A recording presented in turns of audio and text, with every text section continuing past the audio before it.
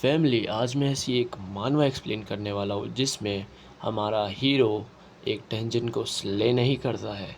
वो खुद एक डंजन का बॉस है और वो ऐसा वैसा बॉस नहीं है। 7 सबसे बड़े डंजन्स में से सबसे ताकतवर डंजन का मेन बॉस। तो आइए बिना किसी देरी के चालू करते हैं। स्टार्टिंग में हम एक डंजन का सीन देखते हैं जिसमें बहुत सारे लोग आए होते हैं। उसमें से एक घायल इंसान गिर जाता है तो लोग बोलते हैं, क्या तुम ठीक हो? बस थोड़ी देर और संभाल लो खुद को। पर वो फिर से गिर जाता है और लोग बोलते हैं, अरे यार फिर से गिर गया। पता नहीं कितने लोग और गिर चुके हैं पीछे।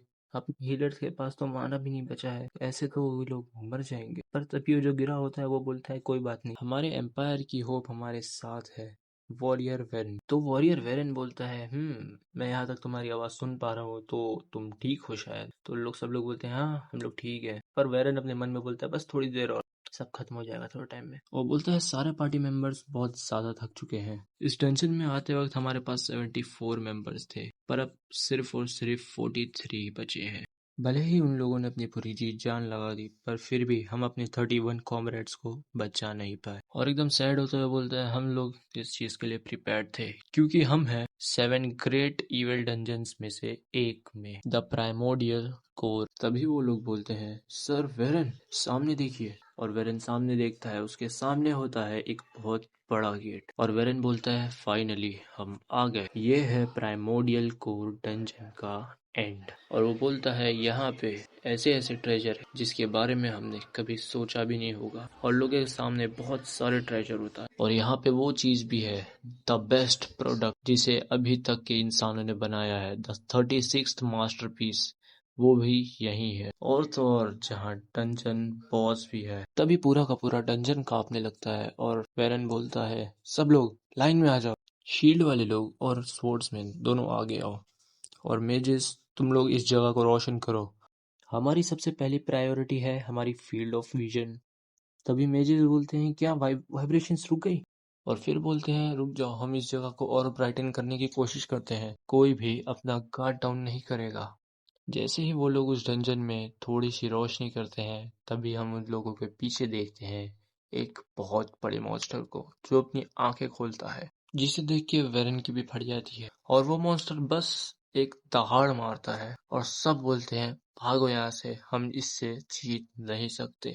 और कोई किसी को ये बता रहा होता है, तो ये सब हुआ था। और वही बोलता है, मैं सो रहा था जब इंसानों ने मुझ पर हमला किया, और मैंने बहुत अच्छा काम करा, क्योंकि मैंने अपने थकान को साइड रख के उन लोगों से लड़ाई। और तभी हम एक हड्डी के ढांचे को देखते हैं जो बोलता है, इसका मतलब जो तुम बोल रहे हो वही हुआ था। और वो डंजन बॉस बोलता है, हाँ, मैं अपने 2 अपोनेंट से जीत गया, पहले तो ह्यूमंस और दूसरी मेरी थकान। तभी वो हड्डियों का ढांचा बोलता है, अबे दल्ले।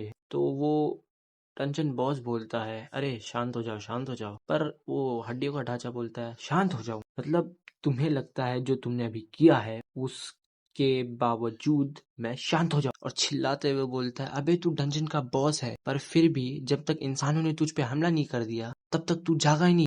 और तो और तू अंगड़ाइयां ले रहा था इंसानों के सामने, इसका कोई मतलब भी बनता है? तेरा दिमाग खराब हो गया है, तू तू पागल हो गया है। और पीछे मुड़ता है वो हड्डियों का ढांचा और बोलता है, रीना तुम्हें क्या लगता है? तो वो बोलती है, मुझे नहीं पता। उन ह्यूमंस को उनकी औकात दिखा देना सिर्फ अंगड़ाई लेते हुए, इस चीज से हमें मिस्टर डिवावर की डिग्निटी का पता चलता है। ये चीज देख के स्केलेटन का मुंह बन जाता है, साला जलता है। और वो बोलता है, हाँ ठीक है, मैं हार मानता हूँ। और फिर उठते हुए बोलता है, ये डंजन ही घटिया है। तो मिस्टर डिवावर बोलता है, अबे टकलू इतना स्ट्रेस मत ले, वरना तेरी हड्डियां भी गलने लगेगी। और हमें बाहर का सीन दिखाया जाता है और बताया जाता है, द 7 डंजन्स, जिससे इंसानों का मूत निकल जाता है। ये डंजन उन 7 डंजन में से एक है। This is primordial core. ज्यादातर डंजन रेड्स इंसानों ने ही जीती है, क्योंकि उनके पास एक अनफेयर एडवांटेज होता है कि वो कभी भी अटैक कर सकते हैं, हमेशा रेडी होके आते हैं, अटैक करते हैं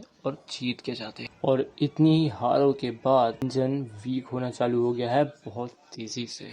इतने वक्त से इंसानों ने बहुत सारे डंजन सक्सेसफुली रेड किए हैं, फिर भी इस दुनिया में कुछ ऐसे एक्सेप्शनल डंजन्स होते हैं जिसे इंसान भी नहीं कर सकते। कौन करा? जिसे इंसानों ने नाम दिया है द ग्रेट इविल डंजन। अगर और अच्छे से बोलूँ तो द 7 ग्रेट इविल डंजन्स, 7 ऐसे डंजन्स जिसे इंसानों ने भी बोल दिया है कि हम इसे कॉन्करर नहीं कर सकते। तो और इन 7 डंजन में से जो सबसे खतरनाक, सबसे वाहियात डंजन है वो है प्राइमोडियल को। वहाँ डजन्स ऑफ क्रिएचर्स उस जगह को गार्ड करते हैं और मेन डंजन के बॉस के पास जाने के लिए वहाँ 3 रास्ते हैं और उसमें से जो लेफ्ट में रेड वाला रास्ता है उसे गार्ड करती है ब्लेड मेड रीना और जो सेंटर में है उसे गार्ड करता है स्केलेटन गार्डियन डेथ नाइट पेड्रिक और तीसरे वाले के बारे में तो हमें खुद नहीं पता और वो है मिस्टेरियस टेंटिकल्स।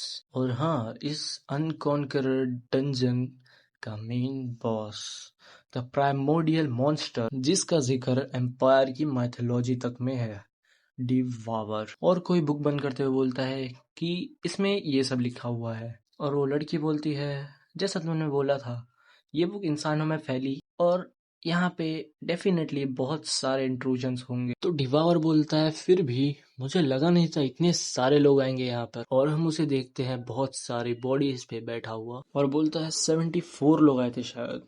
पर तभी रीना बोलती है हाँ पर उनमें से बहुत सारे लोगों के तो गेयर ही मेल्ट हो गए थे मिस्टर 166 ब्लैक टेंटिकल से फाइट करते हुए और जो बच गए थे वो बहुत महंगे ही लग रहे थे। मेरे को पता है अगर मैं वहां होती ना तो मैं उन सामानों को डैमेज किए बिना उन लोगों को हरा देती। मिस्टर डिवाहोर उसको देख रहा होता है और बोलता है हाँ हाँ। तभी अपना पूरा ऑरा एक जगह कॉन्सेंट्रेट करता है और वो एक ह्यूमन की फॉर्म ले लेता है। डिवावर रीना का सर सहला रहा होता है पर तभी पीछे पैट्रिक आता है और बोलता है तुम लोगों को याद है ना हम मीटिंग करने आए हैं तो तुम दोनों सिर्फ क्यों मजे कर, मैं कहा गया। और हंसते हुए बोलता है यो हो मतलब ऐसा नहीं बोलता है। तो वो बोलता है यहाँ की वाइब्स तो कितनी स्वीट है, मुझे तो सिर्फ सांस लेने पे ही कैविटीज हो रही है। हाँ अपने हिसाब से डावस डायलॉग मारा पर अगले ही सेकंड चिल्लाते हुए बोलता है पर मुझे नहीं लगता ये सिर्फ मेरे दांतों को खराब करेगा, मेरा दिमाग भी खराब हो रहा है। और हाँ बॉस अगर तुम पॉलीमॉर्फ होने वाले हो तो ढंग से करो ना। और हाँ पॉलीमॉर्फ का मतलब लाइक ट्रांसफॉर्म। और मैं जो अभी देख पा रहा हूँ आप अपनी 6 उंगलियों से रीना का सर सहला रहे हो। और डिवावर अपने हाथों को देखता है और बोलता है ओ हाँ यार 6 उंगली सच में। वेल डिवावर भाई तुम इंडिया आ जाओ, तुम्हारी प्रजाति का एक और है हमारे पास। और पैड्रिक बोलता है ये वाला तो पिछले वाले से सही भी है थोड़ा, पिछली बार तो तुमने 40 दांत उगा लिए थे और ऊपर से हंस भी रहे थे अपने 40 के 40 दांत दिखाते हुए और बोल रहे थे वाह ट्रांसफॉर्मेशन तो बड़ी सही गई, इस चीज से तो मेरे हड्डियों पे भी गूजबम्स आने लगे थे। और तभी रीना बोलती है पैड्रिक तुम्हारा ये टूटा हुआ जबड़ा कुछ ज्यादा ही आवाज कर रहा है। और तब जाके वो लोग थोड़ा सीरियस होते हैं और रीना बताती है जैसा कि हमें पता है ह्यूमन लोग ने फाइनली राइट पाथ ढूंढ लिया है डंजन बॉस की केव तक जाने का। पर सबसे बड़ी दिक्कत ये है उस क्रॉस रोड का गार्डियन 116 ब्लैक टेंटिकल उस प्रोसेस में बहुत ज्यादा घायल हो चुका है और उसकी कंडीशन कुछ ज्यादा ही क्रिटिकल है। तभी डिवावर जमवाई लेते हुए बोलता है अरे टेंशन मत लो, उसकी रिजनरेशन एबिलिटी तुम लोग की सोच से परे है। और मान भी लो अगर अगर कुछ काम नहीं करा तो हम दूसरा गेट कीपर ढूंढ लेंगे ना। तो पैट्रिक खुश होते हुए बोलता है अरे हाँ बॉस जब तुम उन लोगों को हायर करने जाओगे ना तो 2 लोगों को हायर करना ताकि मैं क्विट कर सकूं। और डिवावर बोलता है अरे क्या बात कर रहे हो, तुम्हारा कॉन्ट्रैक्ट तो जिंदगी भर का है।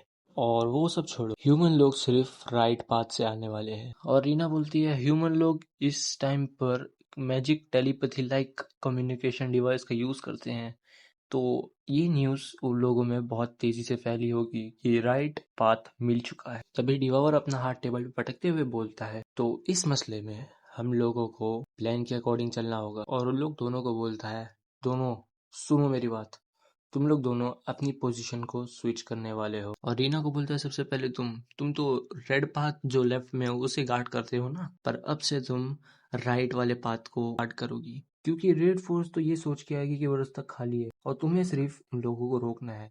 तो रीना खुश होते हुए बोलती है मैं तो कितने भी लोगों को रोक दूंगी मिस्टर डिवावर। और पैट्रिक को बोलता है पैट्रिक तुम रेड वाले को संभाल लेना जिसे रीना गार्ड करती थी। और पैट्रिक बोलता है मैं क्यों। और डिवावर बताता है जब ह्यूमंस लोग को पता चलेगा कि रीना तो राइट वाले पे है तो उन लोग लेफ्ट वाले पे जाएंगे जहाँ रीना यूजुअली होती है और फिर तुम्हें उन लोगों को रोकना है बस, और इस तरीके से हम इन्वेजन को रोक सकते हैं। तभी पैट्रिक बोलता है, वेट बॉस, आपने कुछ सोचा है अगर ह्यूमंस लेफ्ट और राइट को छोड़ के बीच में से आए तो डिवावर मुंह बना लेता है और बहुत ऑकवर्ड होके बोलता है, तब तब क्या होगा? उन लोग मेरे साथ एक डेट पे जाएंगे और बहुत एंजॉय करेंगे। और अपना स्केलेटन एज यूजुअल बोलता है, ये क्या फालतू सा प्लान है। पर तभी रीना बोलती है, ओ भाई साहब, ये कितना परफेक्ट प्लान है। और फिर रीना थोड़ा सीरियस होकर बोलती है, तो सबसे अर्जेंट वाला काम तो हो गया, और अब जो काम बचा है वो ये है कि इस स्वॉर्ड के साथ क्या करना है। तो डिवॉर बोलता है, स्वॉर्ड? कैसी स्वॉर्ड? तो वो बोलता है कि अरे मैं उस स्वॉर्ड की बात कर रहा हूँ जो इस रेड टीम का लीडर यूज कर रहा था इस टाइम। और पैट्रिक बोलता है, ये लोग स्ट्रॉन्ग तो डेफिनेटली थे क्योंकि ये लोग वो स्वॉर्ड कैरी कर रहे थे। और तभी डिवॉर बोलता है, अरे बता भी दे कौन सी स्वॉर्ड। और पैट्रिक बोलता है, अरे मुझे पता है, आपने इसके बारे में सुनी ही होगी।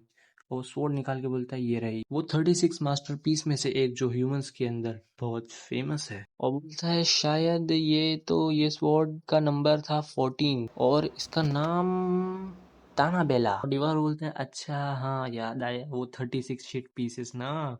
हाँ हाँ, वही वही मास्टरपीस मेरा मतलब। और तो और वो रीना जो यूज करती है वो भी तो 36 मास्टरपीस में से ही है। और बोलता है, अरे यार ह्यूमंस लोग तो कुछ ज्यादा ही अच्छी चीजें कैरी करते हैं। तो पैट्रिक बोलता है, मसला ये है इसके साथ करा क्या जाए। अगर हमने इसे किसी एंट्रेंस के मॉन्स्टर को दे दिया तो इंसान लोग पक्का इसे वापस छीन लेंगे, और अगर उनके पास आ गए तो ये बहुत बड़ा हेडेक हो जाएगा हमारे लिए। और बोलता है, इसका मतलब आप इसे रखने वाले हो, ये लो। और डिवार बोलता है, पैट्रिक तुम भी तो एक स्वॉर्ड ही चलाते हो ना, तो तुम क्यों नहीं ले लेते इसको। तो पैट्रिक एकदम मुंह बना के बोलते हैं, हाँ हाँ, क्या मैं सच में ले लूँ इसे। बोलता है, हाँ हाँ ले ले ले ले।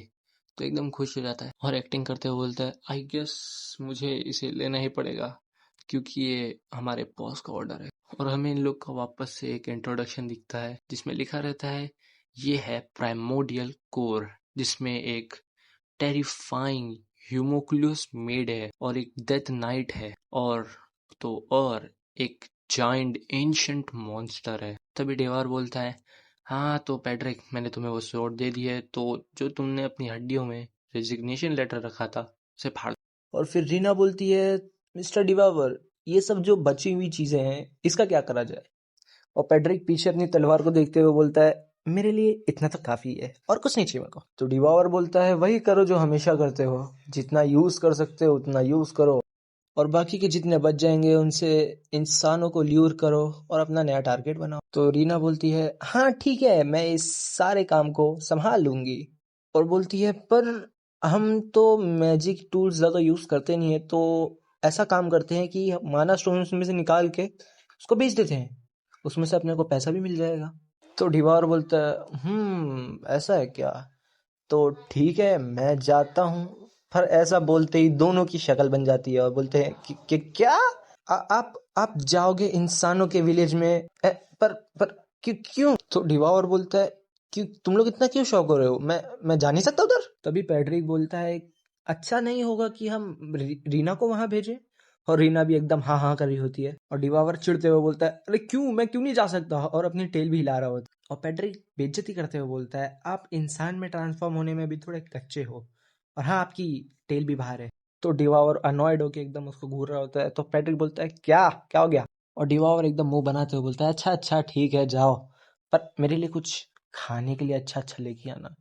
भाई तेरे पास कुछ बहुत ही अच्छा है खाने को पहले से। तो उसके बाद फाइनली रीना बाहर आती है और पेड़ पौधों को देखते हुए बोलती है, वाह आज का वेदर तो कुछ ज्यादा ही अच्छा है।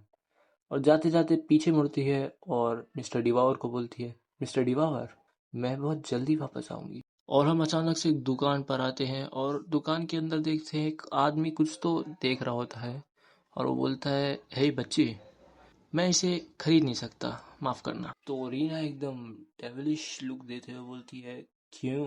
तो वो दुकानदार कुछ तो निकालते हुए बोलता है, रुको मैं दिखाता हूँ।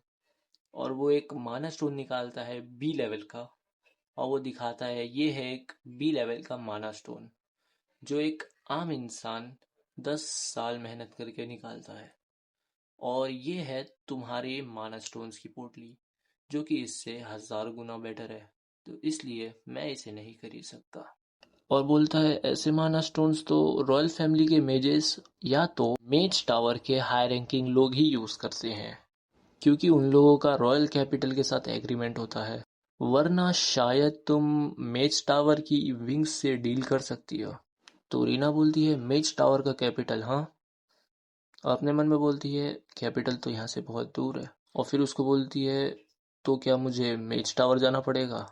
और अपनी वो पोटली उठाते हुए बोलती है मुझे मेज टावर तो जाना नहीं है, पर ये मिस्टर डिवावर के लिए है अगर, तो मैं कुछ भी कर सकती हूँ। और वहां से निकलते हुए बोलती है ठीक है, गुड बाय। तो वो बोलता है हाँ ठीक है, अच्छे से जाना बच्ची। पर तभी उसके टेबल पे देखता है कि एक माना स्टोन होता है, और वो उसे उठा के बोलता है हे बच्ची, तुमने एक यहाँ पे छोड़ दिया। तो रीना बोलती है पीछे मुड़ के ये तुम्हारे लिए टिप है, thanks for the tip human. तो वो दुकानदार बोलता है बड़ी अजीब बच्ची थी, क्या वो इंसान भी थी? और रीना के सामने था मेज टावर, जो कि बहुत ज़्यादा ही बड़ा था। और वहाँ के गार्ड लोग बोलते हैं तो तुम आई हो यहाँ पे माना स्टोन सेल करने, तो ठीक है, हमारे गिल्ड मास्टर से मिलना तुम्हारे लिए ज़्यादा बेहतर होगा, आओ हमें आपको रास्ता दिखाते हैं। तो रीना बोलती है हाँ ठीक है, और उनमें से एक रीना को लेके जा रहा होता है, वो बोलता है आ जाओ, मैं तुम्हें गाइड कर देता हूँ ऑफिस तक, तो प्लीज़ मेरे पीछे आना। और रीना ऊपर चढ़ रही होती है और अपने मन में बोलती है कि अच्छा तो ये स्ट्रक्चर ऐसे बना है, और इन लोग का लीडर सबसे टॉप पर होता है। अच्छा तो ह्यूमन लोग की मेज टावर तो बहुत ही सिमिलर है उस डंजन से। और तभी वो गार्ड बोलता है हम पहुंच गए, इस तरफ आइए। और रीना के सामने होती है एक औरत और उसके पीछे उसके दो गार्ड्स, और वो औरत बोलती है शुक्रिया यहाँ तक आने के लिए, इतना लंबा सफ़र करके। मैं हूँ गौतमीज आमिर। हाँ नाम गलत लिया हो, पर मैं इसको गौतमी बोलने वाला हूँ भाई। तो गौतमी बोलती है मैं हूँ इस मेज टावर गिल्ड की लीडर, और अपना ऑरा निकालते हुए डेडली सा लुक देती है और पूछती है और तुम? और रीना अपने मन में बोलती है ये इंसान के पास अच्छा खासा अमाउंट में माना है, और अपने हुड से अपना फेस कवर करते हुए बोलती है इट्स रेन। तो गौतमी बोलती है मैंने सुना था एक कोई बच्चा आया है, तो मैं इग्नोर करने वाली थी, पर गार्ड लोग ने बोले कि तुम्हारे पास कुछ अच्छे खासे माना स्टोन्स है, और तुम्हें तो मेज टावर विंग के फेम के बारे में पता ही होगा, इसलिए मुझे भरोसा है तुम कुछ हाई रैंक माना स्टोन्स ही लाई होगी जो हमारे स्टैंडर्ड्स को मैच करता हो। और ये बात वो थोड़ी डेडली लुक के साथ देखते हुए बोलती है, पर अपनी रीना भी कहाँ कम है। वो सीधा पोटली उन लोग के मुंह पे मारते हुए बोलती है खुद से चेक कर लो। और जैसे जैसे उसमें से माना स्टोन्स गिरते होते हैं, वैसे वैसे ही गौतमी के मुंह पे हैरानी साफ झलक रही होती है, और बोलती है ये तो ए रैंक माना स्टोन्स है, और इनमें से तो कुछ बहुत ज्यादा ही टॉप क्लास के हैं, ए रैंक के हाईएस्ट ग्रेड के भी हैं इसमें से कुछ तो। और ये ऐसी चीजें तो बिल्कुल नहीं है कि किसी बच्चे के हाथ में हो ये सब। और वो रीना को देखते हुए अपने मन में बोलती है ये बच्ची कौन है ये? और रीना से पूछती है तुमने कहाँ से लाया ये सब?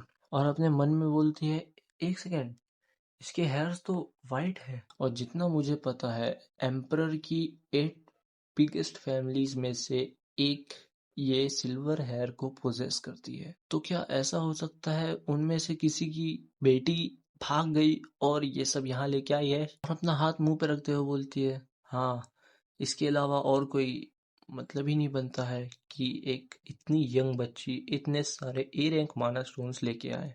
तो ये एक नोबल लेडी है। और रीना को चाय सर्व करवाते हुए बोलती है मुझे माफ़ करना, मैं तुमसे थोड़ी रूड हो गई थी, मुझे पता नहीं था तुम्हारे प्रोडक्ट्स इतने ज़्यादा अच्छे होंगे, और विंग में हम आपसे ये सारे स्टोन्स बाय करना चाहते हैं, तो क्या लगता है 50 आउंस ऑफ गोल्ड कॉइन पर स्टोन ये सही होगा? और हाँ, आउंस का सीन मेरे को भी समझ नहीं आ रहा है, तो देखते हैं आगे क्या होगा।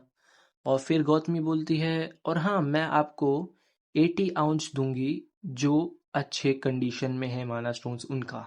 और रीना अपने मन में बोलती है 50 आउंस गोल्ड कॉइन्स, जितना मुझे याद है उस शॉपकीपर ने बोला था इसे खरीदने के लिए हम कॉमनर्स लोगों को 10 साल तक काम करना पड़ता है। और कैलकुलेशंस करते हुए बोलती है तो एक ऑर्डिनरी इंसान को 1 साल तक पैसे कमाने के बाद 10 आउंस मिलता है। इसका मतलब 10 साल में 100 आउंस मिलने चाहिए उन लोगों को। और गुस्से में गौतमी को बोलती है, इंसान, अगर तुम मजाक करोगी तो मारी जाओगी।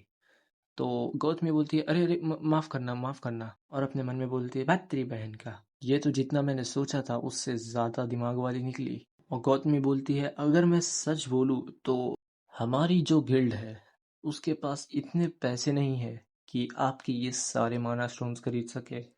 अगर हमने अपने सारे के सारे पैसे मिला दिए तभी भी। तो रीना बहुत कोल्डली बोलती है, तो तुम जितना खरीद सकते हो उतना खरीदो। जिससे गौतमी चिढ़ जाती है, पर वो अपनी शक्ल पे दिखाती नहीं है और बोलती है, 2000 आउंस गोल्ड कॉइन्स, ये जितना है हम आपको सब दे रहे हैं। और ऊपर से हमारे पास कुछ वैल्यूएबल ऑब्जेक्ट्स भी हैं जो इस वर्थ के हैं, तो आप माना स्टोन्स के बदले उन्हें एक्सचेंज करना चाहोगे? तो रीना बोलती है, अच्छा, तुम्हें सच में पता है ना कि ये आइटम वैल्यूएबल है और मैं इसे आसानी से बेच सकती हूँ। तो गौतमी मस्का लगाते हुए बोलती है, अरे अरे, आपको उस चीज़ की चिंता करने की कोई ज़रूरत नहीं है। आप इस तरफ आइए, मैं आपको उस जगह तक लेके जाती हूँ जहाँ सब ऑब्जेक्ट्स रखे हैं। और सीढ़ियों पे चलते हुए बोलती है, नॉर्मली हम ना लोगों को यहाँ आने की इजाज़त नहीं देते हैं, पर आप एक एक्सेप्शन हो मिस रेन। और तभी हम लोग वही गिल्ड को देखते हैं जिसमें एक लड़का बोलता है, गिल्ड मास्टर, आप आप वो जेम किसी को कैसे दे सकते हो? तो तभी वो गौतमी बोलती है कि उसमें क्या बात है? तभी वो लड़का बोलता है, आपको पता है ना वो ऑब्जेक्ट क्या करता है? अगर आपने उस लड़की को वैसे ही जाने दिया तो वो मर जाएगी। रीना ने जो उसे जेम्स दिए थे, गौतमी उसे देखते हुए बोलती है, तो क्या हो गया? वो तो एक फूलिश सी नोबल लेडी है जिसने वो आइटम लिया है। पर तभी वो लड़का बोलता है, पर फिर भी। पर तभी गौतमी एक इवल सी स्माइल लाते हुए बोलती है, अरे तुम उस चीज की चिंता मत करो, उस चीज से हमें कोई प्रॉब्लम नहीं होने वाली है। जब तक वो लड़की उस चीज को रियलाइज करेगी तब तक तो वो मारी जा चुकी होगी, और वो लड़की जिसे पसंद करती है वो भी। तो इसी वजह से कोई एविडेंस भी पीछे नहीं छूटेगा, तो हमें डरने की कोई जरूरत नहीं है। और हम रीना को देखते हैं जो बहुत ब्लश करते हुए जा रही होती है कहीं, और तभी हमें एक बहुत बड़ा कैसल दिखाया जाता है और बताया जाता है ये भी उन 7 इविल डंजन्स में से एक है। और उस डंजन के अंदर एक औरत कैंची और कंघी लेके किसी के बाल काट रही है, और वो कोई और नहीं, हमारी रीना के बाल काट रही है। और अपनी रीना बोलती है, अरे सॉरी, मुझे माफ करना, मैं अचानक से यहाँ आ गई, मैं हमेशा तुम्हारे यहाँ पे आ जाती हूँ अपने बाल कटाने, तो इसलिए सॉरी। तो वो लाल बालों वाली औरत बोलती है, अरे कोई बात नहीं, ये तो आम सी बात है नेबरों की हेल्प करना। और प्यारी सी शक्ल बना के बोलती है, और तो और रीना, मुझे तुम्हारी क्यूट सी शक्ल देख के बहुत अच्छा लगता है। और हमें उसके बारे में बताया जाता है, वो है उन ग्रेट इविल डंजन्स में से एक की बॉस, और इसका नाम है एलिजाबेथ वेटोरी। भाई कुछ अजीब सा है, पर मैं एलिजाबेथ बोलूंगा। और एलिजाबेथ कंघी उठाते हुए बोलती है, ऐसे ऐसे टाइम पर मुझे तुमसे ना कभी कभी बहुत ज्यादा जलन होती है, क्योंकि तुम एक ह्यूमन क्लोज हो, मतलब उसकी रेस का नाम बोल रही है वो, और उसके फेस को छूते हुए बोलती है, अगर मैं सोचूं तो तुम्हारे इतना अच्छा चेहरा जो है वो कभी एज नहीं करेगा, और तो और तुम बहुत ही ज्यादा यंग दिखती हो। ऊपर से तुम्हारी स्किन जो है वो भी मुझसे बहुत ज्यादा पतली है। और वो रीना के ऊपर से कपड़ा हटाते हुए बोलती है, क्या तुम्हें पता नहीं है मैं कितना ज्यादा ब्लड यूज करती हूँ हर दिन अपने ब्यूटी ट्रीटमेंट के लिए? और उसके पीछे वो सारे बर्तन रहते हैं जिसमें ब्लड रहता है। और रीना उठते हुए बोलती है, मिस बाटोरी, मैं एलिजाबेथ बोलूंगा इसको। तो बोलती है, मिस एलिजाबेथ, तुम्हें क्या लगता है मेरे बारे में? और ये सुन के एलिजाबेथ एकदम शॉक्ड होती है और बोलती है, हाँ? पर रीना को देखते हुए बोलती है, ऑफ कोर्स, तुम सबसे ज्यादा यंग, सबसे ज्यादा ब्यूटीफुल वुमेन हो, जितने भी मैंने आज तक औरतों को देखा है उसमें तुम सबसे ज्यादा ब्यूटीफुल हो। और रीना को टच करते हुए बोलती है, मैं तुम्हें जुबान देती हूँ, अरे मतलब असली वाली नहीं, बोलती है, मैं तुम्हें गारंटी वाली जुबान जुबान देती हूँ कि तुम्हें अभी कोई भी रिजेक्ट नहीं कर सकता है। ये सुन के रीना एकदम ब्लश कर रही होती है, बोलती सच्ची में। और फिर बोलती है कि एनीवे रीना, तुम तुम इतना अच्छा दिखना चाहती हो, पर किसके लिए इतना अच्छा दिखना चाहती हो? क्या तुम किसी को कन्फेस करने के बारे में सोच रही हो? और रीना एकदम सीरियस होते हुए बोलती है, कन्फेशन? और वही जेम स्टोन निकालती है अपने हाथ में और उसे घूरने लगती है। और फिर से हमें एक बहुत बड़ा महल जैसा कुछ दिखाया जाता है और बताया जाता है ये है इम्पीरियल कैपिटल। और वो महल जैसी चीज होती है डंजन रेड यूनियन का हेडक्वार्टर्स। और तभी कोई बोलता है, तो हमें ये मान के चलना चाहिए वॉरियर वेरन की रेड फोर्स अब मिट चुकी है। और सब एकदम सीरियस होते हैं वहां पे। पर तभी एक बंदा हाथ पटकते हुए बोलता है, नहीं नहीं, ऐसा नहीं हो सकता। उन लोगों ने अपने मुंह से ही तो बोला था वो लोग गेट कीपर को आसानी से हरा देंगे। तभी दूसरी साइड से एक और उठते हुए बोलता है, हाँ हाँ, ना तो हमें कोई कॉर्प्स मिले हैं, तो तुम कैसे इतना श्योर हो कि वो लोग अनाइलिएट हो चुके हैं? और तीसरा बोलता है, हाँ हाँ, सही बात है, सही बात है। ऐसा हो ही नहीं सकता कि सर वेरन एक मॉन्स्टर के हाथों मारे जाए। तभी हमारा सीन रीना पे जाता है, जो कि बोल रही होती है, हाँ वो बहुत ज़्यादा ही लेजी है और कुछ ज़्यादा ही बड़े। हाँ वो सुअरों जैसे खाते हैं। और बोलती है कि हाँ हाँ वो पूरा दिन सोते रहते हैं जितना चाहे। हाँ वो एकदम आलसी है। पर तभी एलिजाबेथ बोलती है, अब बस कर। और बोलती है, तुझे इतना सब पता है उसके बारे में, पर तब भी तू उस चोमू को लाइक करती है। और रीना ब्लश करते हुए बोलती है, हाँ हाँ, मैं उसे बहुत ज़्यादा लाइक करती हूँ। और एलिजाबेथ जाते हुए बोलती है, हाँ हाँ ठीक है, मैं समझ गई। मैं चाहती हूँ कि सब कुछ अच्छे से हो जाए, पर मुझे लगता है तुम उसके लिए कुछ ज़्यादा ही अच्छी हो। फिर भी। और पीछे मुड़ के आंख मारते हुए बोलती है, अगर उसने तुम्हें रिजेक्ट किया तो मेरे पास आ जाना। पर रीना उसका इशारा समझती तो नहीं है, फिर भी वो बोलती है, थैंक यू मिस एलिजाबेथ। और रीना को देखते हैं हम, जो एकदम एक्साइटेड होकर उठती है और बोलते हैं, हाँ मैं जा रही हूँ कन्फेस करने। जिससे एलिजाबेथ एकदम शॉक हो जाती है, पता नहीं क्यों। और बोलती, हाँ हाँ, सच्ची में? मेरे को लगा तुम मजाक कर रही हो। सच्ची में? किसको? तो रीना बोलती है, अरे अभी तो बताया था, मिस्टर डिवावर को। इससे एलिजाबेथ का मुंह कुछ ज्यादा ही बन जाता है और एकदम घबराते हुए बोलती है एलिजाबेथ कि रीना, तुम इतने खतरनाक जोक को ऐसे बोल रही हो कि ये कुछ नहीं है। क्या ये इस वजह से है क्योंकि तुम ह्यूमोकुनोस हो? उसकी स्पीशीज के बारे में बोल रही हो? भाई मेरे को अच्छे से बोलने नहीं आता उसकी स्पीशीज के बारे में। और रीना एकदम डिटरमाइंड होके बोलती है, नहीं मैं मजाक नहीं कर रही हूँ, मैं सच में जा रही हूँ मिस्टर डिवावर को कन्फेस करने। और एलिजाबेथ अपना सर पकड़ते हुए बोलती है, तुम उसमें तुम्हें उसमें पसंद क्या आया? वो वो चोमू नहीं है कि जिसके अंदर कुछ अच्छाई पॉइंट आउट करना भी बड़ा मुश्किल है। तो रीना एकदम खुश होते हुए बोलती है, नहीं नहीं, उनके अंदर तो बहुत सारी अच्छाई है, वो रिलायबल है। और इस चीज पे एलिजाबेथ अपना मुंह बनाती बोलती है, रिलायबल? और ताना मारती है, हाँ हाँ, मुझे लगता है वो बहुत ज्यादा रिलायबल है, सबसे ज्यादा रिलायबल है इस दुनिया में। बोलती है, अच्छा लेकिन रिलायबल होने का फायदा क्या जब वो इतना बड़ा लेजी इंसान है? और तब हम वापस आते हैं उन ह्यूमंस के हेडक्वार्टर वाली बातचीत पर, जो कि बोलते हैं, हम जब तक बात कर रहे होंगे ना, तब तक उन लोगों ने अपनी वुंड्स को हील कर लिया होगा और अपने डंजन को वापस से रीऑर्गेनाइज कर लिया होगा। और उसके बाजू वाला बंदा बोलता है, हमें ऐसा नहीं करना चाहिए कि हमें अपनी सारी की सारी फोर्स को एक जगह गैदर करना चाहिए और इस चीज को हमेशा के लिए एंड कर देना चाहिए, ये सब होने से पहले। और एक बंदा अपनी मुंडी नीचे करा होता है, फुल पसीना पसीना होते हुए, और अपने मन में बोलता है, हमने 36 मास्टरपीस में से एक पहले ही खो चुका है और एक वॉरियर भी रॉयल फैमिली का। अगर अगर हम सेकंड रेड में फेल हुए तो मुझे पक्का पता है वो लोग हमें मार देंगे। और टेंशन में आता है बोलता है, अगर अगर हमने ये सब चीज़ों को ऐसे ही छोड़ दिया तो रॉयल फैमिली हमें बहुत ज़्यादा टारगेट करने लगेगी और अपने सारे ब्लेड्स हमारी तरफ ही कर देगी। और ज़्यादा परेशान होते हुए बोलता है, अगर क्या होगा अगर वॉरियर वेरन ने कुछ इंजरीज भी नहीं दी होगी उस एंशिएंट मॉन्स्टर को, द प्राइमोर्डियल कोर के बॉस को।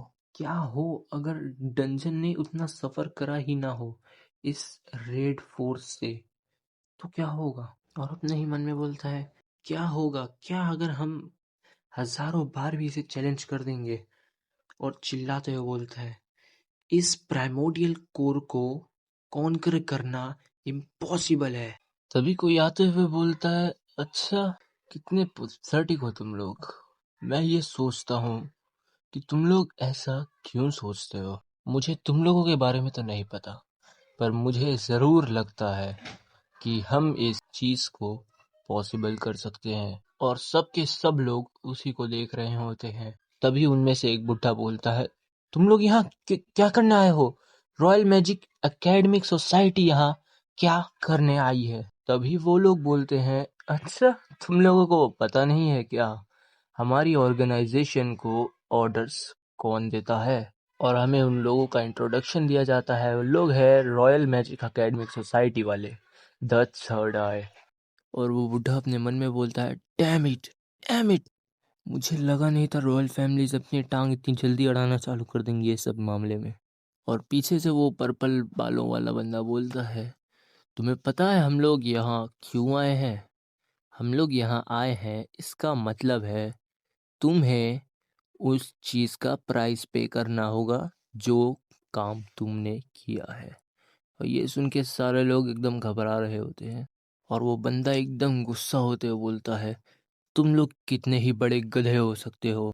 तुम लोगों ने ना सिर्फ एक प्रीशियस वॉरियर को मरवा दिया, और तो और तुम लोगों ने एक मास्टरपीस जो एम्परर को बहुत ज़्यादा पसंद था, उस चीज को तुम लोगों ने एनिमीज के नेस्ट में रख के आ गए। और उनमें से एक के कंधे पर हाथ रखते हुए बोलता है, वेल वेल, यहाँ जितने लोग बैठे हैं, अगर अगर यहाँ पे सारे के सारे लोग मारे जाए तो एम्पायर की काउंटलेस रेड फोर्सेस को कौन संभालेगा? और उसके करीब आते हुए बोलता है, तो हमने मैजेस्टी से बात करके एक ऑफर सोचा है, एक ऑफर जो सल्यूशन हो सकता है तुम सारे के सारों को बचाने का। और वो ऑफर है कि हम लोग प्राइमोर्डियल कोर को फिर से रेड करेंगे। तभी वही बुढ़ा बोलता है, पर पर कैसे होगा? हम इसे कैसे सक्सेस कर पाएंगे अगर सर वेरन ने भी नहीं कर पाया इसे तो? और कोई बोलता है, नहीं नहीं, तुम लोग पूरी तरीके से गलत हो। द प्राइमोर्डियल कोर वो इतना भी डिफिकल्ट नहीं और उतना भी बड़ा डंजन नहीं है। जिस दिन तुम लोग उस चीज के अंदर जाओगे, या तो तुम उन सबको मार दोगे या तो खुद मर जाओगे। और तो और 2 दिन हो चुके हैं, हमने उनकी कोई खबर नहीं सुनी। इसी वजह से इस चीज के बहुत ज़्यादा चांसेस है कि वेरन मर चुका होगा। और हमें यही सोचकर चलना चाहिए कि वो मर चुका है।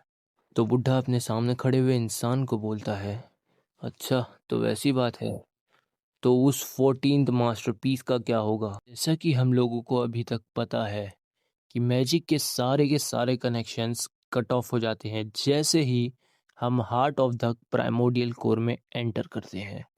तो बिना उस एरिया के अंदर जाए ये तो इम्पॉसिबल है 14th मास्टरपीस तालाबेना को वापस लाना। और बुड्ढा बोलता है, अच्छा, तो ऐसा है। और वहाँ जितने भी लोग बैठे होते हैं उसमें से एक बंदा बोलता है, अगर ऐसी बात है तो हमें जल्दी से जल्दी, जितना जल्दी हो सके वहाँ वापस जाना होगा। और दूसरा बंदा बोलता है, नहीं, हम नहीं कर सकते। वो ऐसा डंजन है जिसे सर वेरन की फोर्स भी रेड करने में फेल हो गई। अगर हमें और होने वाले सेक्रीफाइसेस को रोकना है तो हमें इस चीज़ पे गिव अप कर देना चाहिए। और तभी कोई और बोलता है, नहीं, हम ऐसे गिव अप नहीं कर सकते। अगर सर वेरन उस बॉस मॉन्स्टर से लड़े हैं तो वो बॉस मॉन्स्टर ज़रूर से कुछ ना कुछ डैमेज तो लिया होगा। और उसके बाजू वाला बोलता है, हाँ हाँ, हम सर वेरन की बात कर रहे हैं, भूलो मत। और तभी हमें कोई बोलता है निफ्रिम है हमारे पास, इसीलिए हमारा हारने का तो कोई चांस नहीं है। तो हम इस रेड में ज़रूर सक्सेसफुल होंगे। और हम किसी को देखते हैं जो जमवाई ले रहा होता है और बहुत ज़्यादा छींक रहा होता है, और वो कोई और नहीं हमारा डिपावर होता है। और वो बोलता है मुझे कुछ ओमिनियस सेंस हो रहा है, मतलब कुछ ज़्यादा खतरा लगता है, एक बड़ा डिजास्टर आने वाला है, मुझे ऐसा क्यों लग रहा है। और तभी वो छींक देता है और बोलता है क्या, मेरे को सर्दी हो गई है। और तभी हमारा सीन शिफ्ट होता है वो थर्ड आई के पर्पल बाल वाले मेंबर के पास, जो बोलता है निफ्रिम, हम भेजेंगे निफ्रिम को। और सब बातें बनाने लगते हैं, क्या क्या निफ्रिम को, क्या उसने निफ्रिम बोला। और वही बुड्ढा बोलता है, एक सेकंड, निफ्रिम निफ्रिम को भेजोगे, तुम उसी प्रोडक्ट की बात कर रहे हो ना जिसमें बहुत सारे ही इश्यूज है। और वही पर्पल बाल वाला बोलता है, निफ्रिम निफ्रिम एक फेलियर तो है ही नहीं, वो है एक अनडिनाएबल सक्सेस। और जमीन पे हाथ पटकते हुए बोलता है, ठीक है, तो यहाँ पे प्रॉब्लम ये है कि सर वेरन अपनी रेड फोर्स के साथ क्यों प्राइमोडियल कोर से जिंदा वापस नहीं आ पाए। क्या वो इसलिए हुआ क्योंकि वो लोग वीक थे, या वो लोग बहुत ज़्यादा आलसी थे। और वो वहाँ बैठे हुए बोलता है, नहीं नहीं, ऐसा तो बिल्कुल नहीं हो सकता है, तो फिर क्या।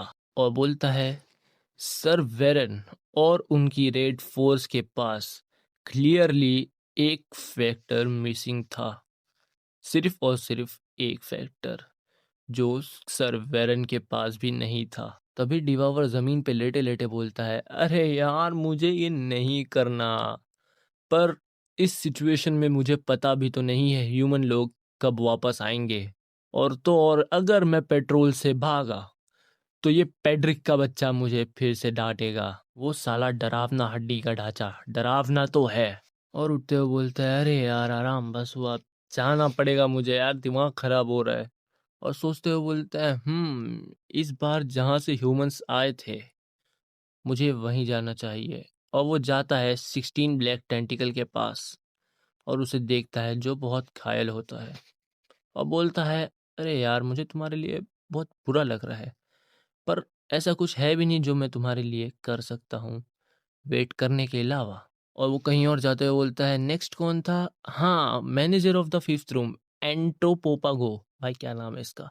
और वो एकदम जंगल जैसी जगह पे आता है जहाँ झाड़ियाँ ही झाड़ियाँ होती है, और बोलता है, मेरी मेमोरीज के अकॉर्डिंग एंट्रोपोपागो, हाँ, जब तक इसकी मेन बॉडी एकदम सही सलामत है और इसको न्यूट्रिशंस मिल रहे हैं तो ये तो अपने आप ही हील हो जाएगा ना। और वो उसकी बॉडी मेन वाली देखता है और बोलता है, थैंकफुली इसकी मेन बॉडी अभी भी जिंदा है, तो इस ये खुद से रिकवर हो जाएगा, मेरे को इंटरवीन करने की कोई ज़रूरत है नहीं अभी। और डिवावर तभी वहाँ से जाते हुए सोचता है, तो और तभी वहाँ से जंप मारता है और एकदम स्मूथली एक पत्ते के साथ लैंड करता है और बोलता है, प्रॉब्लम ये है। और तभी उसके सामने दिखाया जाता है केव, और डिवावर बोलता है, प्रॉब्लम ये है कि पहले रूम से लेकर चौथे रूम तक सारे के सारे डिस्ट्रॉय हो चुके हैं, और ये कुछ ऐसी चीजें हैं जो मुझे पेड्रिक के साथ डिस्कस करनी ही पड़ेगी। और अपने मन में बोलता है, पर मुझे ऐसा क्यों लग रहा है कि वो हड्डियों का ढांचा मुझे फिर से चिल्लाने वाला है, और मुझे ये चीज़ बहुत ही ज़्यादा इरिटेट करती है।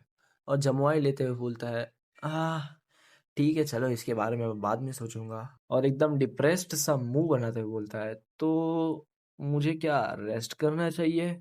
और बोलता है कि हाँ हाँ मुझे पता है कि मैंने सिर्फ वो दोनों रूम चेक करा हूँ, एक तो फिल्थ का रूम और ये फिफ्थ रूम, पर और हंसते हुए खुद की बड़ाई मारने लगता है और बोलता है, लेकिन मैंने बहुत अच्छा काम करा हूँ। तो पेड्रिक तो वैसे भी समझ ही जाएगा, और एकदम ऐसी मुंह बनाते हुए पीछे मुड़ता है जैसे कि उसका बोर्ड का एग्जाम आज ही खत्म हुआ है। और वो पीछे मुड़ के जाने लगता है, पर तभी पीछे केव में से एक हमला उसे लगने ही वाला होता है। और डिवावर तो अपना मस्त में रहता है कि बोलता है कि अरे इसी के साथ ये पेट्रोल होता है फिन, पर वो इतना ही बोलता है, उसके बाजू में अटैक आ जाता है और वो बिना देखे उसे डॉच कर लेता है। और वो अटैक इतना तेज था कि वो जाके सामने वाली दीवार में घुस जाता है। पर तभी डिवावर एकदम गुस्से में पीछे देखता है और वो अपना ऑरा भी रिलीज कर रहा होता है। पर तभी कोई बोलता है, तुम बेकार ह्यूमंस। और हम किसी को आते हुए देखते हैं उस केव में से। और को फिर से बोलता है, जब तक मैं यहाँ हूँ तब तक तुम लोग इस जगह पे एक पैर नहीं रख सकते। और हम डिवावर को देखते हैं और उसके सामने एक परछाई में कोई तो होता है जिसके हाथ में बहुत सारे डैगर्स होते हैं। और वही शैडो वाला इंसान बोलता है, यहाँ से भागने के बारे में तो सोचना भी नहीं। और डिवावर वहीं देखते हुए एकदम ऑरा फार्म कर रहा है। और तभी वही इंसान बोलता है, अरे आप तो, ये तो मिस्टर मिस्टर डिवावर थे। तो सॉरी बोलने लगती है और हमें पता चलता है वो थी रीना। और अपने अटैक करने का रीजन बताते हुए बोलती है, मुझे लगा था कि यहाँ पे कुछ बेकार से कचरे ह्यूमंस आ गए हैं, मैंने इसीलिए अटैक कर दी थी। तो डिवावर उसको बोलता है, अच्छा तो वो तुम थी। तो रीना एकदम प्यारी सी शक्ल बनाते हुए बोलती है, अरे मेरे को माफ कर देना मिस्टर डिवावर। तो डिवावर बोलता है, अरे अरे कोई बात नहीं, मैं तो फिर भी उससे बच ही गया ना। और उस चीज को साइड रखो, रीना तुम। और ब्लश कर रहा होता है और फिर भी बोलता है कि तुम आज ड्रेस्ड अप हो के आई हो, क्यों? डिवावर की इस बात पे रीना एकदम ज्यादा ही खुश होते हुए बोलती है, आपने नोटिस करा मिस्टर डिवावर, मैं बहुत ज्यादा खुश हूँ आज। पर दूसरी तरफ डिवावर की तो हालत ही खराब हो चुकी है और वो बोलता है, आज कुछ कुछ कुछ आज कुछ स्पेशल है क्या? और अपने मन में बोलता है, मैं अगर सोचूं तो ये अपना मेड आउटफिट ही पहने रहती है। तो क्या ये ये पैट्रिक से पहले इस जगह को छोड़ने की सोच रही है? पर दूसरी तरफ तो रीना एकदम ज्यादा ही शर्माते हुए बोलती है, हाँ आज कुछ स्पेशल है, आपने सही समझे। तो डिवावर की तो पसीने छूट जाते हैं। पर तभी रीना बोलती है, मिस्टर डिवावर, क्या आप रीना को कुछ टाइम दे सकते हैं? और डिवावर का पसीने के साथ मुंह भी निकल जाता है और अपने मन में सोचने लगता है, कुछ भी रहे, बस बस रेसिग्नेशन लेटर नहीं चाहिए भाई। और रीना उसे कहीं लेके जाते हुए बोलती है, वेलकम मिस्टर डिवावर, ये है रीना की सीक्रेट प्लेस। और बोलती है, प्लीज यहाँ बैठिए, मैं जब तक आपके लिए चाय लेके आती हूँ। पर डिवावर की हालत कब से खराब हुई पड़ी है और अपने मन में खाली एक ही चीज बोल रहा है, प्लीज रेजिग्नेशन लेटर नहीं, प्लीज रेजिग्नेशन लेटर नहीं नहीं नहीं। और रीना उसके कप में चाय डालते हुए बोलती है, ऐसे देखा जाए तो ये जगह सिर्फ और सिर्फ मुझे ही पता है, पर अब मिस्टर डिवावर को भी पता है इस जगह के बारे में। और डिवावर बोलता है, अरे हाँ। और रीना एकदम शर्माते हुए बोलती है, और तो और। पर डिवावर की एकदम फटी पड़ी रहती है, वो कॉफी को एकदम कांपते हुए पकड़ता है और अपने मन में बोलता है, और तो और क्या, क्या क्या रेजिग्नेशन लेटर नहीं नहीं नहीं नहीं, रेजिग्नेशन लेटर नहीं यार। और रीना बोलती है, मिस्टर डिवावर, आपको पता है 80 साल हो चुके हैं जब से आपने रीना को अपने डंजन में लिया है। और ये सुन के डिबावर एकदम हिल रहा होता है, बोलता है, हाँ। और तभी रीना बोलती है, आपको याद है? और डिबावर बोलता है, ओ हाँ, मुझे ऑफ कोर्स याद है। और बताता है, 80 साल पहले जब डंजन क्लियरिंग करना बहुत ज्यादा पॉपुलर हो चुका था और ऊपर से हजारों डंजन्स गिर चुके थे, ऊपर से प्राइमोडियल कोर में आने वाले इंसानों का नंबर भी 1000 को सरपास कर चुका था। और उस ही टाइम पर रीना तुम्हारा स्टेटस और तुम्हारा निकनेम बनना चालू हुआ था। हाँ, तुमने बहुत ज्यादा सफर करा था। और कंसर्न दिखाते हुए बोलता है, तो क्या तुम्हारी राइट आई बेटर फील कर रही है अब? और अपने मन में बोलता है, थैंक गॉड, रेजिग्नेशन लेटर नहीं था ये। रीना बोलती है, ओ रीना की आंख, आपको अभी भी पता है? रीना इससे बहुत हैप्पी हुई। और डिवावर रीना को बोलता है, ऑफ कोर्स मुझे पता था, मेरे दिमाग में ये चीज हमेशा से थी। और रीना बोलती है, मैं बहुत शुक्रगुजार थी कि मैं आपको बचा सकी। और मैं, पर तभी डिवावर अपने मन में सोचता है, हाँ, एक सेकंड, इसने इसने इसका क्या मतलब था, मैं तुमको बचा सकी से? और डेवावर का हाल फिर से बेहाल हो जाता है और अपने मन में बोलता है, ये सारे वर्ड्स तो जब एक दूसरे से अलग होते हैं तब बोले जाते हैं ना। और रीना बोलती है, मिस्टर डिवावर, पर डिवावर की शक्ल पे तो हमें कुछ और ही दिखता है और अपने मन में एक ही चीज़ बोल रहा रहता है, रेजिग्नेशन लेटर नहीं, प्लीज़, प्लीज़ नहीं, नहीं, नहीं, नहीं, नहीं, नहीं। पर तभी रीना बोलती है, आई लाइक यू। तो डिवावर की शक्ल बन जाती है, बोलता है, हाँ? और रीना कंटिन्यू करते हुए बोलती है, मिस्टर डिवावर, मैं आपको पसंद करती हूँ पिछले 80 सालों से। और रीना अपने मन में बोलती है, रीना ने इस चीज का बहुत बेसब्री से इंतजार करा था। पर डिवावर तो एकदम पैनिक मोड में जाते हुए बोलता है, रीना देखो देखो पहले तो। और अपनी पर्सनैलिटी स्विच करते हुए एकदम जेंटलमैन बनते हुए बोलता है, रीना, मुझसे कन्फेस करने के लिए तुम्हारा बहुत बहुत शुक्रिया। पर हमारी जो ज़िंदगी है वो हमेशा हमेशा ख़त्म होने की कगार पर ही होती है। हमें कभी नहीं पता चलता है कि हम कब हंट हो जाएंगे या मारे जाएंगे। और रीना अपना कपड़ा पकड़ते हुए बोलती है, जैसा जैसा मुझे लगा था ये चीज़ ऐसी ही होने वाली थी। मुझे पता था मैं एक बर्डनसम रिक्वेस्ट करने जा रही हूँ, बट मैं अब इस चीज़ को अपने अंदर और दबाकर नहीं रख सकती। और तो और ये थॉट कि मिस्टर डिवावर रीना को रिजेक्ट कर रहे हैं और वहाँ से जा रहे हैं, ये चीज़ ये चीज़ बहुत ज़्यादा ही स्कैरी है। और वही वाला ऑर्नामेंट निकालते हुए बोलती है, रीना हमेशा से मिस्टर डिवावर को प्यार करती थी। और बोलती है, अब मुझे परवाह नहीं इसके बाद क्या होगा।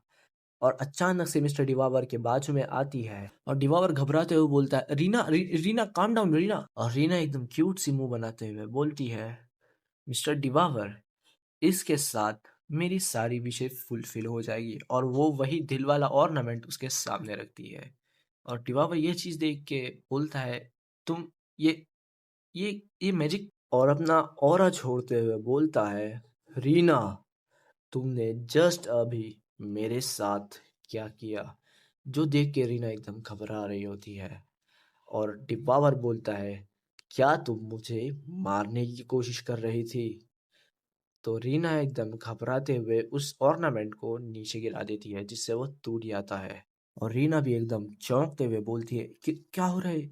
और उस ऑर्नामेंट को देखते हैं उसके अंदर से भी एक डीमन बाहर निकल रहा था।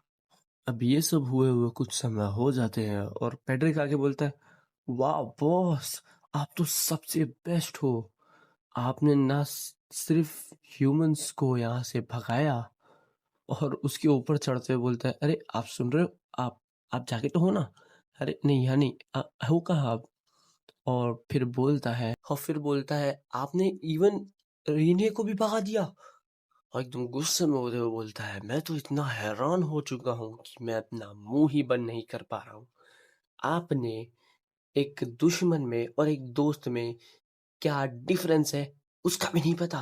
और टिबावर एकदम लाइफलेस होते हुए बोलता है, अरे तो पैट्रिक बोलता है क्या। तो वो बोलता है, अरे अरे कुछ नहीं कुछ नहीं। तो डिबावर बोलता है, अरे पैट्रिक, वो इसको मैं अब कैसे ठीक करूं। तो पैट्रिक बोलता है कि हाँ हाँ, सारा कांड तो खुद करके बैठे, तो मेरे से क्यों पूछ रहे हो। तो बोलता है, पर पैट्रिक बोलता है, "आ, फिर भी।" और उसके हाथ में वही जेमस्टोन का टुकड़ा होता है जिसको क्रश करते हुए बोलता है, ये पूरी की पूरी तुम्हारी फॉल्ट तो नहीं है। पर अगले ही पल एकदम गुस्से में आते हुए बोलता है, पर तुमने मेरे साथ जो करा था, मैं उसके बारे में बात नहीं कर रहा हूँ। वो सिर्फ और सिर्फ तुम्हारी ही गलती थी। और बोलता है, हाँ हाँ बोलो, अब अपनी आंखें क्यों चुरा रहे हो मुझसे। और उसको देखता है अपनी आंखें चुराते हुए। और डिवावर बहाने बनाते हुए बोलता है, तो तुम्हारे साथ मैं मेरे को कुछ याद नहीं आ रहा। तो पैट्रिक बोलता है, अच्छा सही में, तो ठीक है, मैं आपको याद दिलाने में मदद करूं। और उस टाइम क्या हुआ था वो बताया जाता है। जब रीने को वो एकदम गुस्से में देख रहा होता है उस टाइम पर, तभी पीछे से पैड्रिक आ जाता है और चिल्लाते हुए बोलता है, बॉस शांत हो जाओ। और वो बॉस को देखता है अपने, मतलब डिवावर को, जो एकदम डेडली लुक दे रहा होता है, जिससे पैड्रिक की भी फट जाती है। और रीने एकदम लाइफलेस हुई होती है और बोलती है, रीने काम से गई।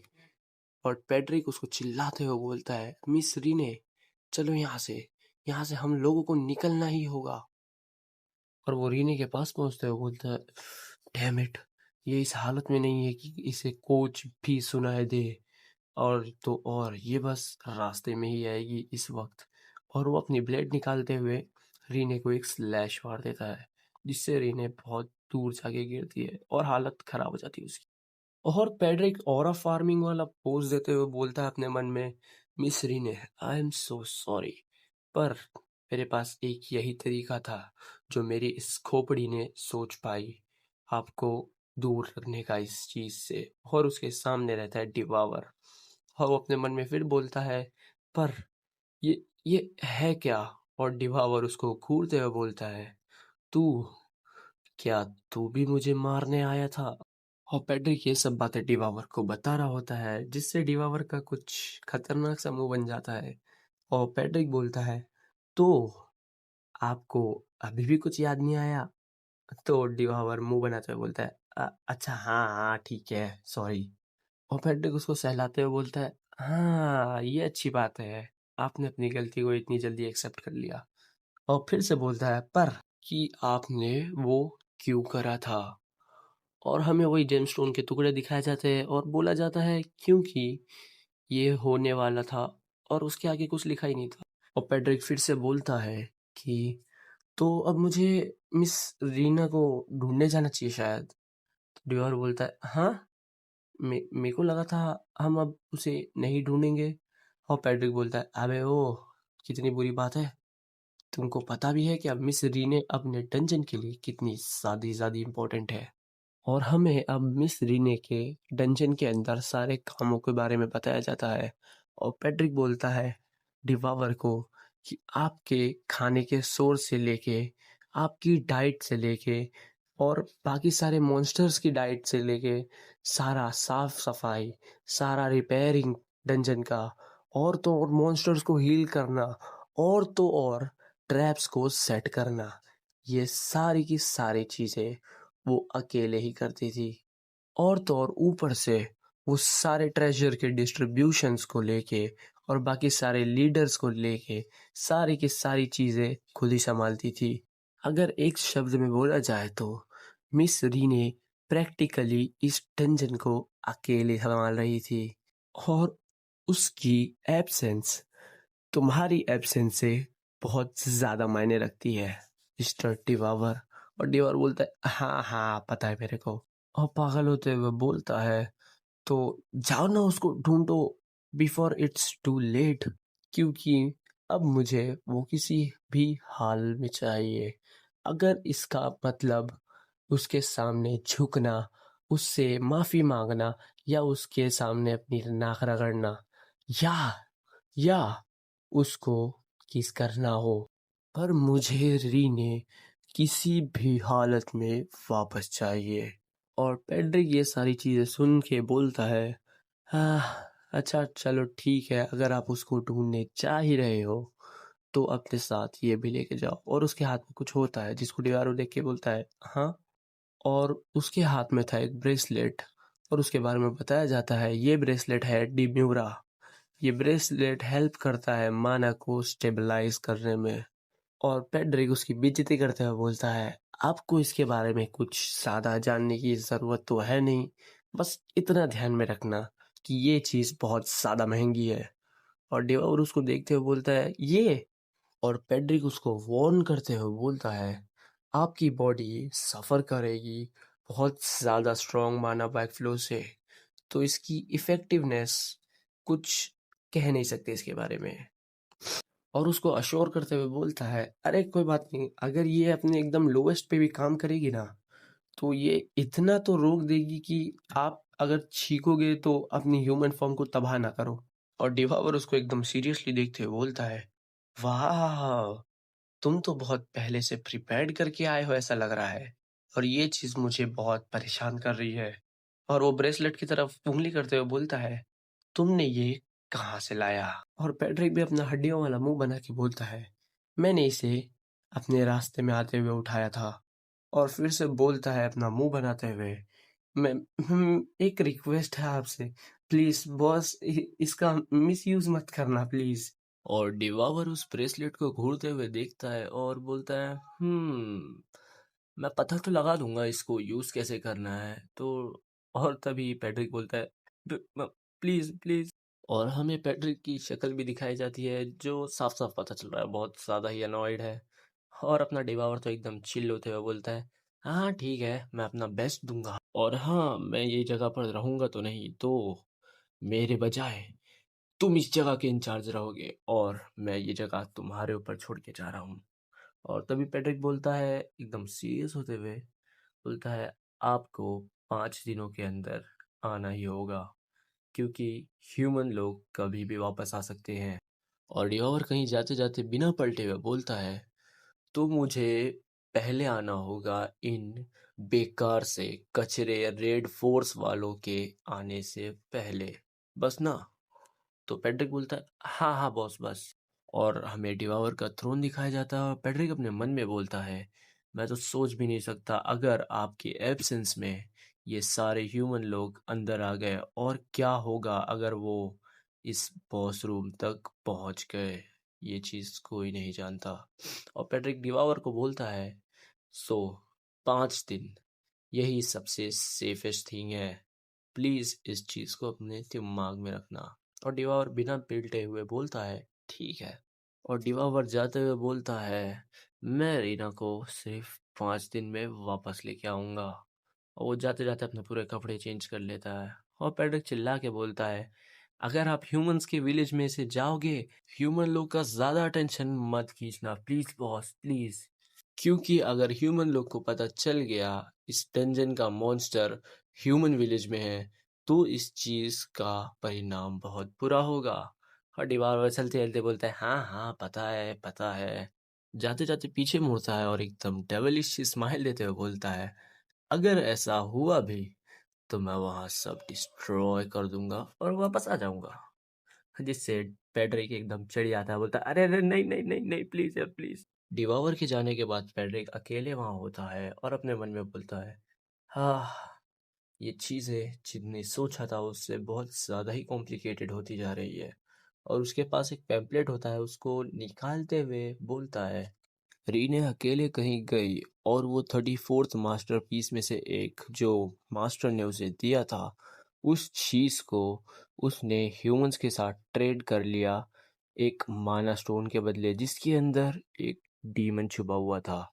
और उस चीज की वजह से बॉस का दिमाग कुछ ज्यादा ही खराब हो गया और उन्होंने रीने को जान से ही मार दिया ऑलमोस्ट। और अपने मन में बोलता है, तो एक प्रिडिक्शन करता हूँ, अगर बॉस को ये सब चीज़ों के बारे में पता भी चला और बताया जाता है वो क्या करेगा इस चीज़ के बाद, और दिखाया जाता है कि वो सारे के सारे ह्यूमंस को खा जाएगा। और पैड्रिक वो चीज़ को सोचने के बाद एकदम ज़्यादा ही पैनिक हो जाता है और बोलता है, एक अपोकलिप्स आ जाएगा और ये टाइम ह्यूमंस के एक्सटिंक्ट होने का तो बिल्कुल भी नहीं है। और उसके हाथ में वही पैम्पलेट होता है जिसको देख के बोलता है, एक सेकंड, हाँ हाँ हाँ। और एकदम ज्यादा ही पैनिक हो जाता है और उस पैम्पलेट के ऊपर लिखा होता है कि डंजन रेड फोर्स 3 दिनों के अंदर कोर पर अटैक करने वाली है। और उसे याद आता है कि उसने तो डिवावर को बोला था, आपको 5 दिनों के अंदर आना ही होगा, इस चीज को दिमाग में रखना। और बहुत ज्यादा ही पैनिक हो जाता है, वो बोलता है, सिर्फ 3 दिन, 3 दिन, डैम इट।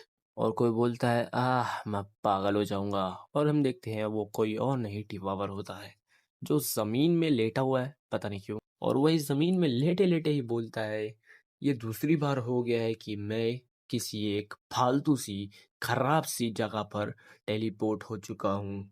और वहीं लेटे लेटे उसको पैड्रिक की एक बात याद आती है जो बोल रहा था कि आपके बॉडी में जो माना है वो बहुत ही ज्यादा पागलों की तरह मूव करेगा, तो इसीलिए मेरी बात ध्यान में रखना और मैजिक को यूज मत करना बॉस। और पैट्रिक वहीं लेटे लेटे बोलता है, और अपना हाथ उठाते हुए बोलता है, तो क्या ये मैजिक की वजह से हुआ है। और उसके हाथ में हम देखते हैं ब्लैक फ्लेम्स टाइप कुछ होती है। और डिवावर वहीं लेटे लेटे बोलता है, तो उस जगह के कोऑर्डिनेट्स जहां रीना ने वो सारे के सारे माना स्टोन्स सेल करे थे, उस जगह के कोऑर्डिनेट्स और वहाँ से उठते हुए बोलता है, हाँ हास्तिन विलेज। मैं उसको टीन विलेज बोलने वाला हूँ भाई। और वो वहाँ से टेलीपोर्ट हो जाता है।